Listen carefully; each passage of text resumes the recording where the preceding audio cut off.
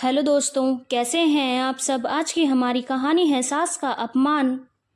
घर के बाहर टैक्सी आकर रुकी थी। शिवानी ने बाहर झांककर देखा तो राधिका जी टैक्सी के बाहर निकलकर इंतजार कर रही थी कि घर में से कोई तो उन्हें लेने आए। लेकिन घर में बेटा पंकज, बहू शिवानी दोनों मौजूद थे, पर किसी ने भी बाहर आने की जहमत नहीं उठाई। इतने में पंकज ने शिवानी से पूछा, कौन है शिवानी? अरे कौन होगा, तुम्हारी माँ है, कहकर वो दरवाजा खुला छोड़कर वापस अपने काम में लग गई। इधर पंकज ने भी ज्यादा कुछ ध्यान नहीं दिया और अपना आईपीएल देखने में तल्लीन हो गया, जिसके लिए आज उसने छुट्टी ली थी। कुछ देर बाद राधिका जी इंतजार करती रहीं, पर टैक्सी वाले को तो वापस जाना था। उसने राधिका जी को टोका तो टैक्सी वाले को कहकर उन्होंने अपना सामान घर के दरवाजे तक रखवाया और उसे पैसे देकर घर में आ गई। राधिका जी पहले से काफी कमजोर हो चुकी थी। जैसे तैसे कदम बढ़ाती हुई घर में प्रवेश किए। राधिका जी ने पंकज और शिवानी दोनों की तरफ देखा, लेकिन दोनों ने ही उनकी तरफ देखने की जहमत नहीं उठाई। दोनों की ऐसी बेरुखी देखकर उनका दिल रोने को हुआ। जैसे तैसे अपने कमरे की तरफ जाने लगी कि इतने में शिवानी बोली, अरे उधर कहाँ जा रही हो माँ जी? अब वो आपका कमरा नहीं है, आपका सामान यहाँ स्टोर रूम में रख दिया है। राधिका जी एक पल के लिए वहीं खड़ी शिवानी की तरफ देखती रह गई, पर कुछ बोल ना पाई। बस आंखों में आंसू आ गए। शिवानी ने धीरे से पंकज के हाथों पर चिकोटी मारी और इशारे से उसे माँ से कहने को कहा। तब पंकज ने माँ की तरफ देखते हुए बड़ी बेफिक्री से कहा, अब आपको बड़े कमरे की क्या जरूरत है माँ? पहले तो चलो पापा थे, पर अब तो वो भी नहीं है, और वैसे भी अब आपका पोता पोती होने वाला है तो बड़े कमरे की जरूरत तो हमें पड़ेगी ना।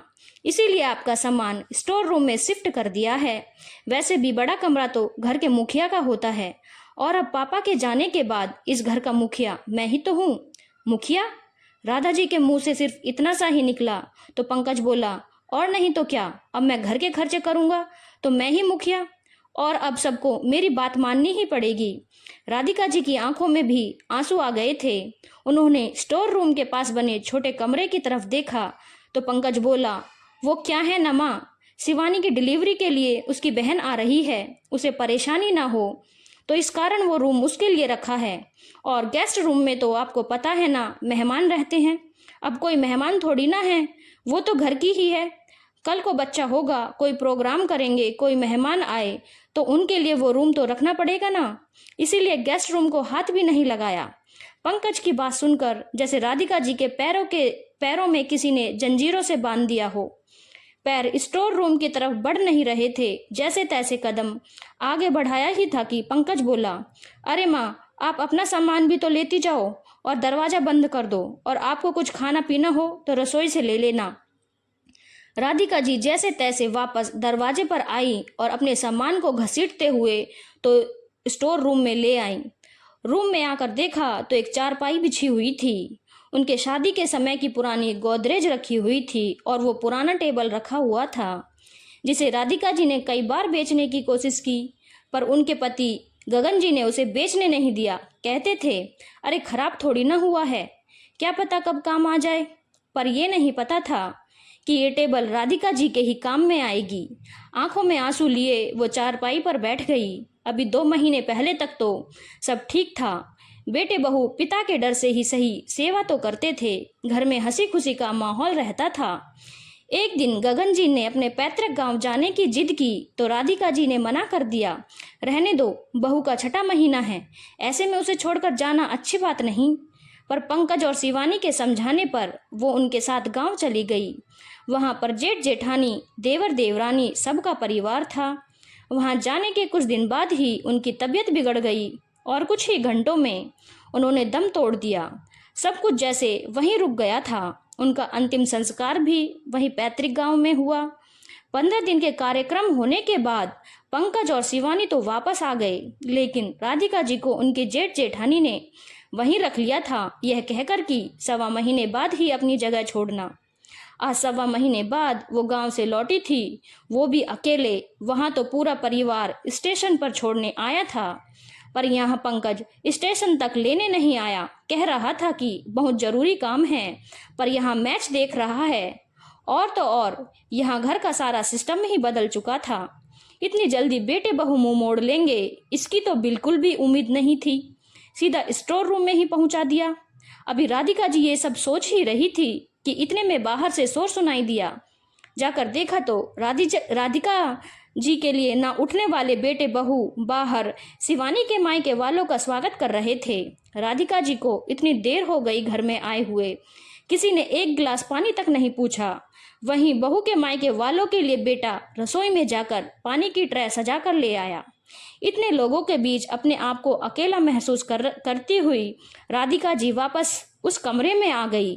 2 घंटे तक उसी कमरे में बैठी रही, लेकिन ना कोई चाय नाश्ता ना खाना, कुछ भी नहीं। 2 घंटे बाद लगा कि शिवानी के मायके वाले वापस जा चुके हैं। शायद वो उसकी बहन और मम्मी को छोड़ने आए थे, क्योंकि वो दोनों ही अब घर में मौजूद थी। उन्हीं की आवाज़ बाहर से आ रही थी। अब राधिका जी को भूख का एहसास हो रहा था। आखिर वो खुद ही उठी और रसोई घर में गई।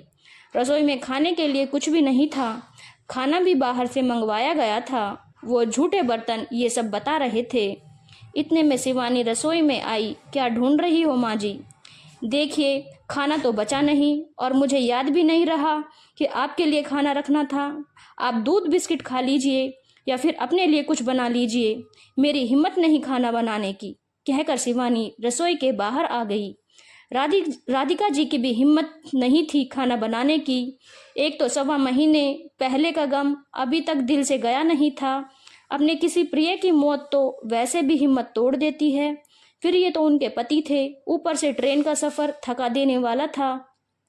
हिम्मत होती भी कहाँ से? वो अपने लिए एक गिलास पानी लेकर वापस कमरे में आ गई। थोड़ी देर तक बैठी आंसू बहाती रही। फिर याद आया कि वहां से निकलते समय देवरानी ने खाना पैक करके दिया था, जिसमें से उन्होंने सिर्फ 2 रोटी ही खाई थी।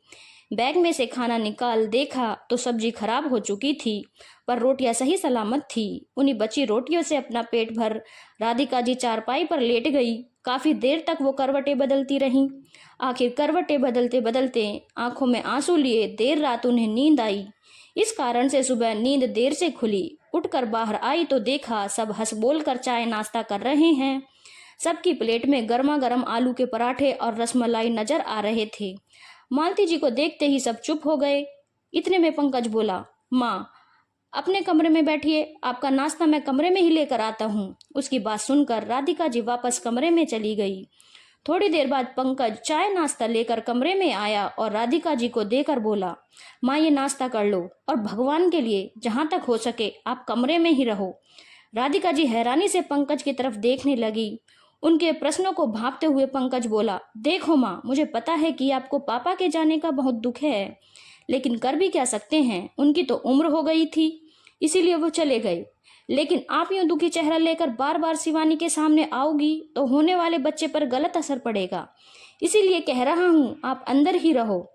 और वैसे भी सब लोग कहते हैं कि एक विधवा। कहते कहते पंकज एकदम से रुक गया और वापस बाहर चला गया। राधिका जी पंकज की बात सुनकर बिल्कुल हैरान रह गई। अब तो उनका दिल जोर जोर से रो रहा था। उन्हें समझ में ही नहीं आ रहा था कि उनके बेटे में दिल है या पत्थर। वो अपनी माँ के लिए ऐसा कैसे सोच सकता है? उसकी माँ विधवा है तो उसका साया वो अपनी पत्नी और होने वाले बच्चे पर नहीं पड़ने देना चाहता।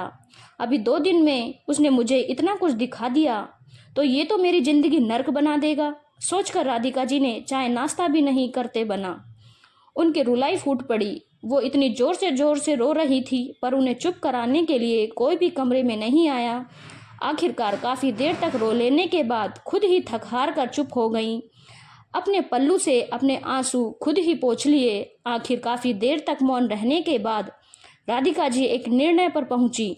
आखिर रात को जब पंकज अपने ऑफिस से वापस घर आया, उसके बाद बाहर वाले कमरे में बैठकर सब लोग हंसी मजाक कर रहे थे। उस समय राधिका जी भी उस कमरे में आ गई और वहीं सोफे पर आकर बैठ गई। उनके आते ही सब लोग चुप हो गए, जबकि पंकज ने घूरकर राधिका जी को देखा, जैसे कह रहा हो कि सुबह समझाया था ना, फिर भी यहाँ क्यों आई हो।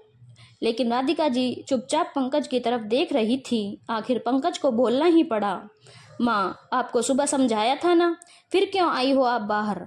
कहा था ना आपका साया मेरे बच्चे के लिए ठीक नहीं है। पंकज जी ने उसको मुस्कुराते हुए कहा, हाँ याद है, तूने कहा था कि मेरा साया तेरे बच्चे के लिए ठीक नहीं है, क्योंकि मैं विधवा हो गई हूँ। पर बेटा, जब मेरा साया तेरी पत्नी और बच्चे पर ठीक नहीं तो अपनी पत्नी को यहाँ से लेकर तू कहीं और चला जा। राधिका जी की बात सुनकर पंकज भड़क गया। मैं क्यों घर छोड़कर जाऊंगा? अब घर का मुखिया मैं हूँ और आप इस तरह से मुझसे बात नहीं कर सकती। मुखिया? मुखिया जी, आपको बता दूं कि यह घर मेरे नाम पर है। तो किस खुशी में आप घर के मुखिया बनने को तैयार हो गए? तभी शिवानी बोली, माँ जी, आपको बता दें कि अब घर के सारे खर्चे ये उठाते हैं। आपके बस की बात नहीं है आटे दाल के लिए पैसे कमाना। अब तो राधिका जी खड़े होते हुए बोली, अच्छा, उसकी चिंता तू मत कर। वैसे भी तेरे पति के हाथ के आटे दाल मैंने नहीं खाए। जब तक मेरे पति थे उन्होंने घर का खर्चा दिया। उनकी जब मौत हुई तब मैं गांव में थी और जब से मैं यहाँ आई हूँ तब से मैंने तुम्हारे घर का तो कुछ नहीं खाया। इसीलिए मुझे आटे दाल की धौंस मत देना। मैं अपने आटे दाल का बंदोबस्त खुद कर लूंगी, तुम लोग अपना बंदोबस्त कहीं और कर लो। राधिका जी का साफ रुख देखकर अब तो शिवानी की मम्मी भी बोली, अरे समधन जी, आप तो बच्चों की बात को दिल पर ले रही हो। बच्चे ही तो हैं, माफ कर दो। माफ कीजिएगा समधन जी, ये बच्चे नहीं हैं, बच्चे के माँ बाप बनने वाले हैं। और उस समय आप क्यों नहीं बोली जब ये मेरे साथ इस तरह का व्यवहार कर रहे थे? आप भी तो कल से ही इस घर में है ना।